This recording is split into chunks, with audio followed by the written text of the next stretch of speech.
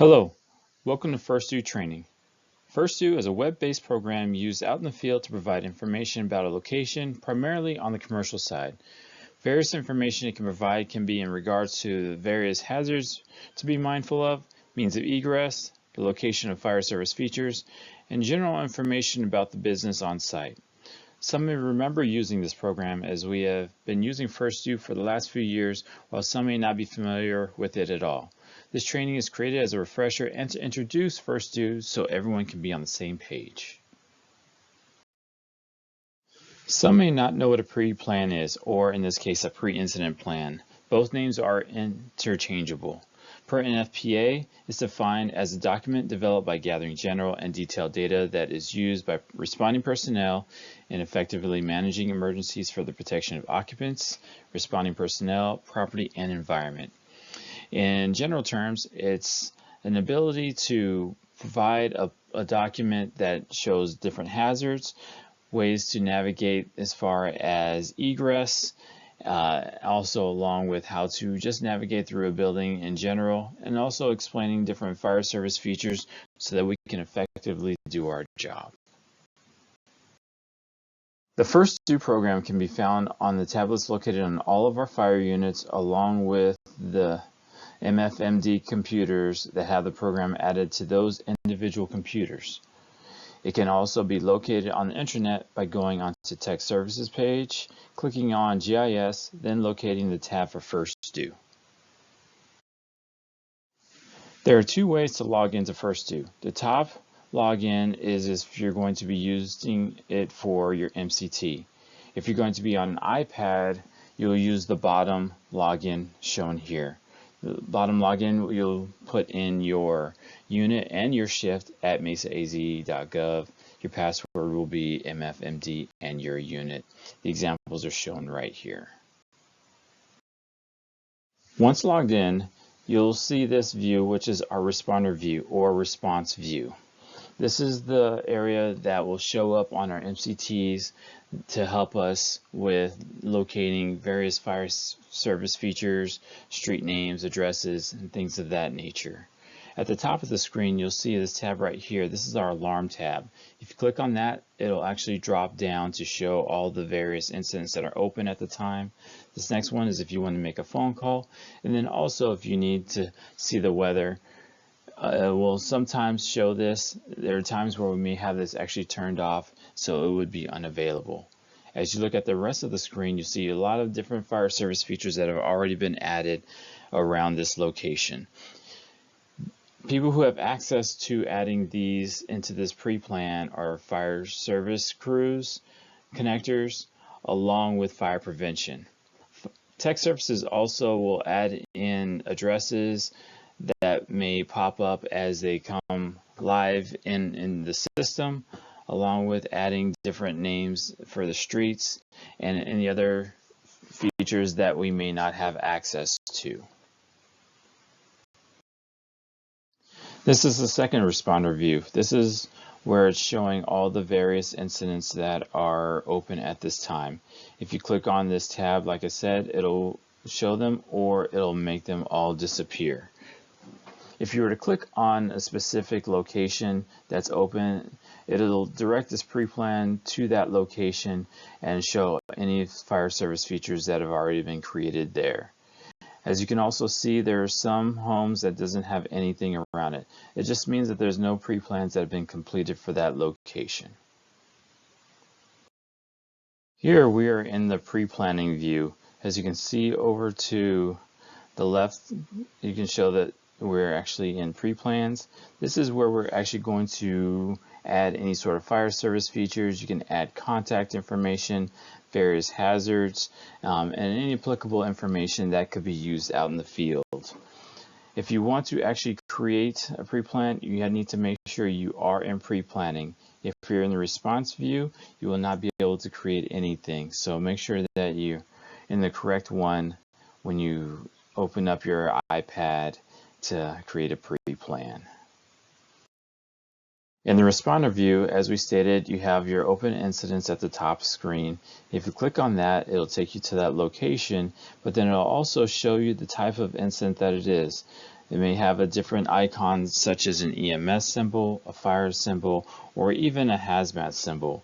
As you click on that, it'll give a little information about the incident, but then it also has tabs for the dashboard, and if you want to go to edit the pre-plan in case there's additional information for that location, you could do it from here as well.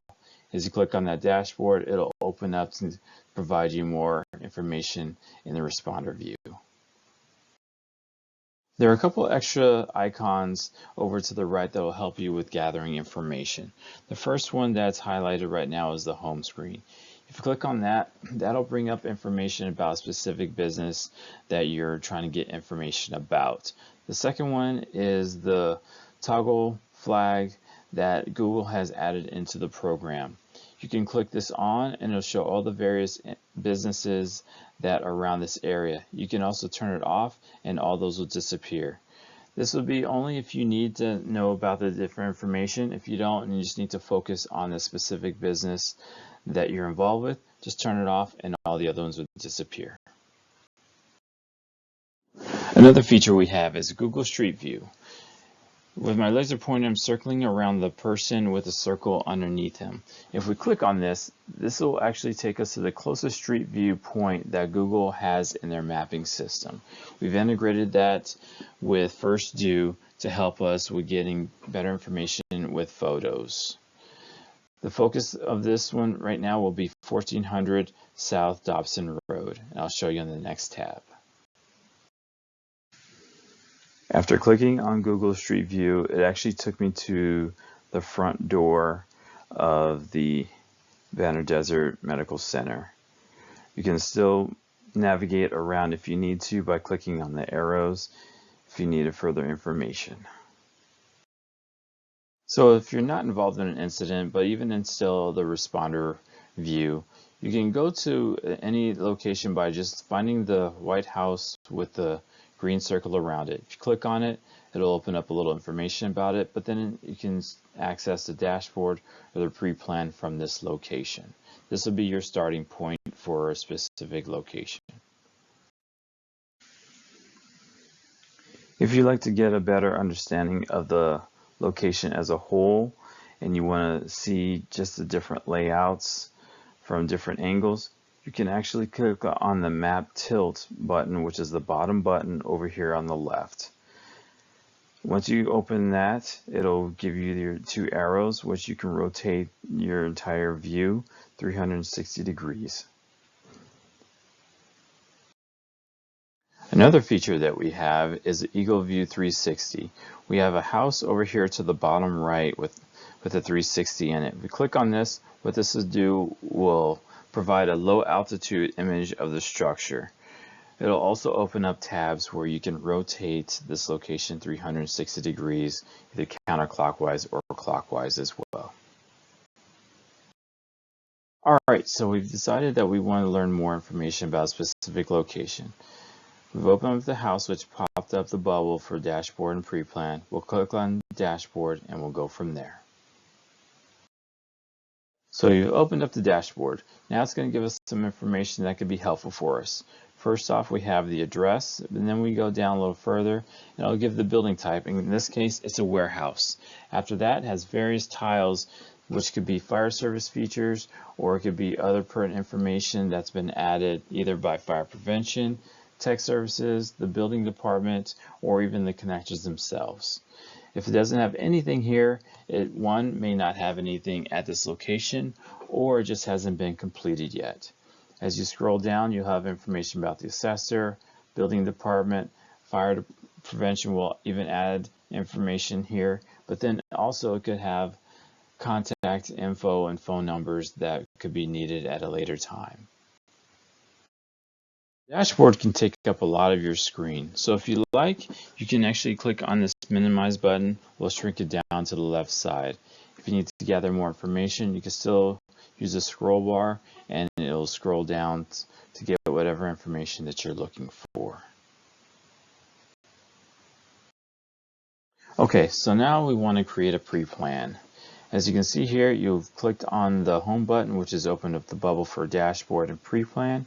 What we want to do is actually press the access pre-plan which will take us out of the responder view into the pre-plan map. That's where we'll do all of our adding of the icons and information that we want. Okay, so now we're in the pre-plan view and we want to add different icons. What we would do is we can go to this plus sign. We'll then open up all the different icons that we have. We can also use the plus sign over here and it will do the same thing. As you see, we have a lot of different icons that we have available to us. We'll actually be minimizing some of the icons to make it a little more user-friendly for us.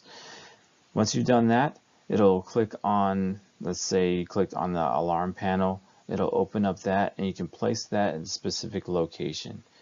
You can then click on Edit, which will provide an opportunity for you to add various information such as the location, there's a code, or if there's anything specific that could be pertinent to help us out when we're at the location. Once you're done, make sure that you click on Update. If you do not, it will not save any of the information that you've created. Alright, here's an example of one that's been filled out as far as the alarm panel. As you look over here to the left, it talks about where it's located. It's on the ground level. This is going to be the master panel. Some locations may have alternate panels that may have certain access, but then if you're trying to look for the actual fire alarm panel that will control the entire building, that may be some information that's important. It also tells you where it's located, which is within the admin office, and if there's may be some specific information needed for this that may be pertinent for a crew that's responding, such as this one's hidden behind the office door. That'd be some valuable information you'd want to put, and don't forget to click on Update. Below the plus sign, we have our hazard symbol. We'll use this if we have hazardous materials at the location. Once you click on that, it'll give you your 704 diamond. And what you do is you can move that and put that where the hazardous materials is located. Sometimes it may be in the building, sometimes it could be out in the parking lot, such as a propane tank. Once you click on that, we'll have our bubble where we can edit, we can make it larger. If we need to add additional hazardous symbols, we can click on that as well. Clicking on the edit, we'll go over to the left. You can add information such as the UN number, the chemical name if it's available, and all the various numbers for that 704 placard and any special hazards. We can also place information as far as whether it's on the ground level or on any additional floors at that building. Once you click on that, don't forget to hit the update button to save it. At the top left of your screen, you have a silhouette of a person. This is for contact information. You can enter manager information, owner information, things that may be applicable for us when we're responding on to a location. We can also add emergency contact information. Sometimes we can even add the owner information, or say we're at the location after hours, on the weekends, or just the staff cannot find a person. Well, we can have this information here for us, where we can click on it and have their phone number so that we can locate them when no one is available. We have various buildings in our city that are multi-level, meaning they have a first floor all the way up to potentially 8 floors, and then some that actually have basements as well. Well, this tab over here on the left of your screen is what you would click on to add different levels, which would be later allowed to provide different fire service features or hazards or any other information that we have available to us for those specific floors. Once you actually click on that level, then you'll be able to add the different features over here with the plus sign to indicate for that floor. We have many buildings in our city that have multiple levels, meaning they have multiple floors. They can start the first floor, go up, and then also some even have basements.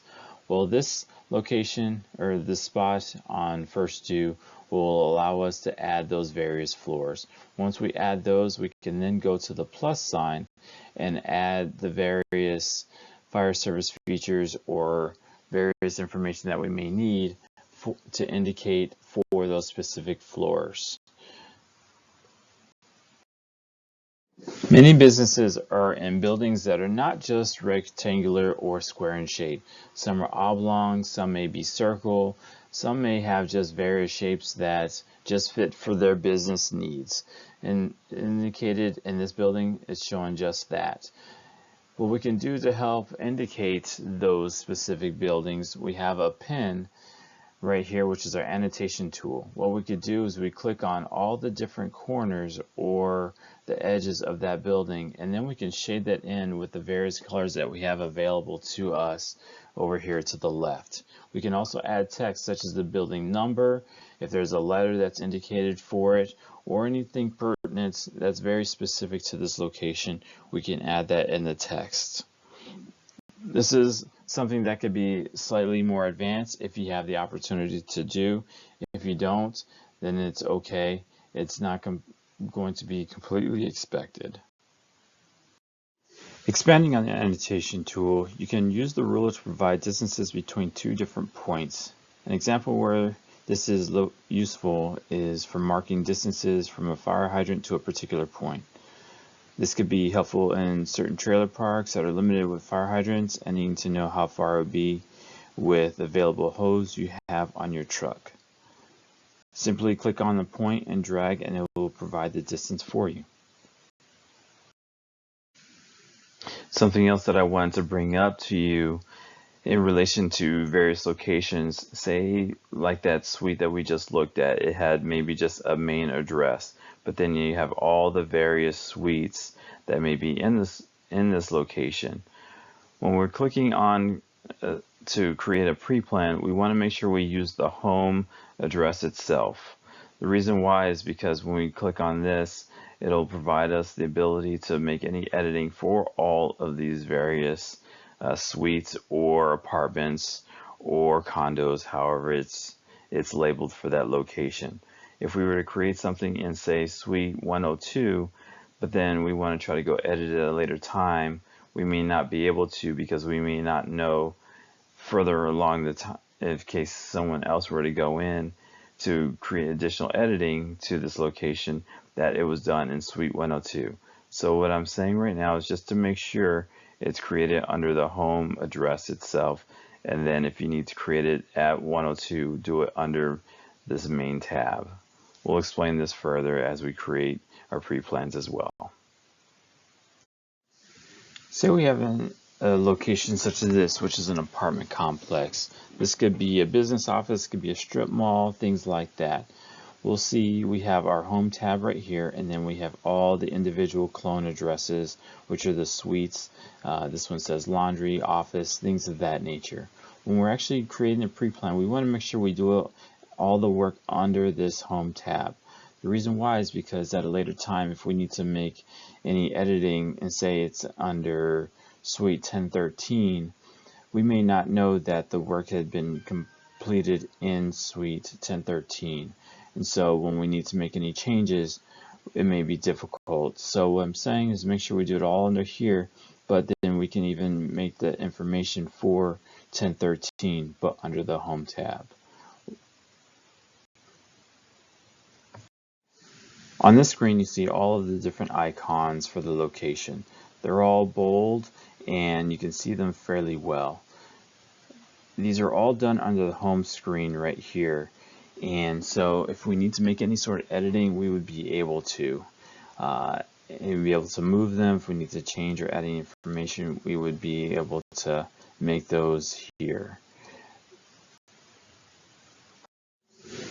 Contrary to the previous screen, you can see all the different icons are transparent. You can't see them very well, and the reason why is because I clicked under suite 1006 right here, and so I can't actually make any changes here. Now if I want to do something under 1006, they would be bold and I'll be able to make any editing that I need to.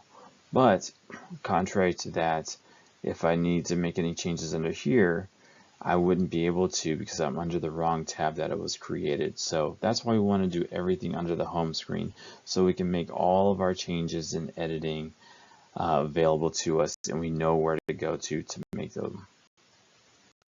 Here are examples of what could be added into a pre-plan. This is not an all-encompassing list of what we have. There are additional items that you'll see in the actual pre-plan itself. Certain businesses may have all these, some businesses may only have few or maybe even none.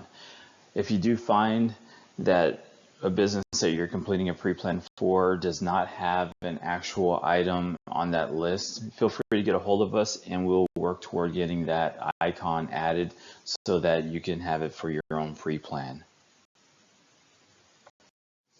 Once you've completed your pre-plan, you're going to want to go to the top left of your screen and click on the Publish button. What this will do is this will make your pre-plan live and be able to be seen on any of the MCTs that have the program. Now, say for instance, if you did not complete your pre-plan, you may have had to stop, maybe you got a call, maybe you had to pause for any other reason.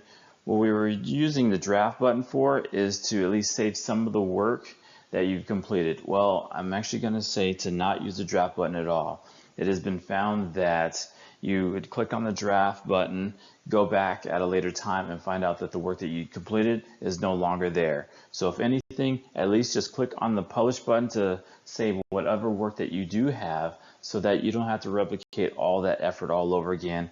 Go back at a later time and you'll still be able to edit that or add additional icons if needed. Thank you again for watching this video. We hope that it was helpful for you in learning how to use FirstView or providing a refresher for you on the knowledge that you already have about the program. If you have additional questions, you can reach out to any of the trainers. We have some on each of the shifts. We'll provide that information on a separate link. Thank you again.